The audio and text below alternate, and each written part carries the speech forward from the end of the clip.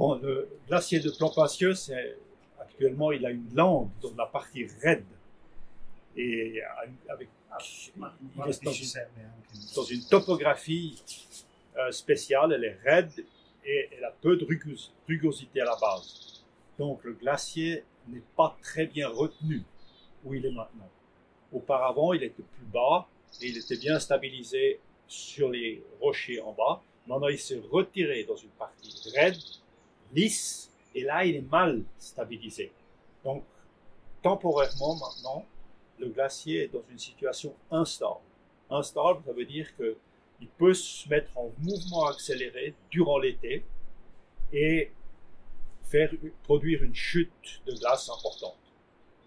Mais comme je dis, la situation est temporaire parce que le glacier est en train de se retirer et une fois qu'il se sera retiré de cette zone raide, le danger d'une chute, d'une grosse chute de glace disparaîtra à nouveau. J'estime, en gros, depuis maintenant, ça va encore durer entre 5 et 10 années. On va voir le glacier disparaître.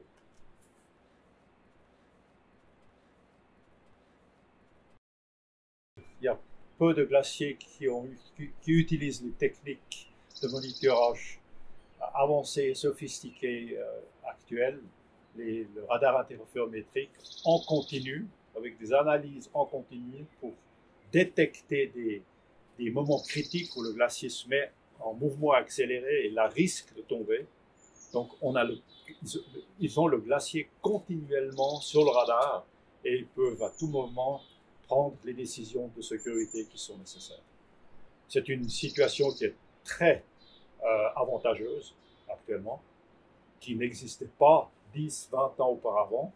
Quand moi je travaillais, j'avais des situations similaires en Suisse, mais nous on n'avait pas cette technologie à disposition. Donc c'était beaucoup plus délicat, beaucoup plus difficile de reconnaître à temps une situation critique pour ce genre de glacier.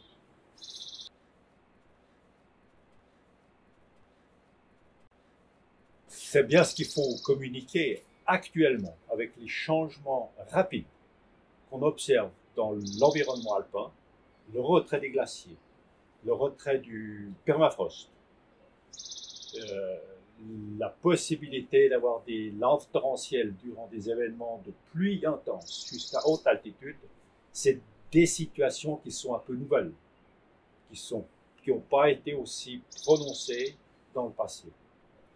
Et c'est des situations auxquelles on doit s'adapter. On doit s'adapter pour éviter que des accidents arrivent. Donc ça implique qu'on observe l'environnement alpin avec les moyens qu'on a à disposition et que quelqu'un travaille là-dessus et reconnaisse à temps des problèmes. C'est tout le travail que fait la Fondation. Et si on a reconnu quelque chose de problématique, alors il faut étudier des systèmes de monitorage ou autres pour éviter à ce que la population soit en danger.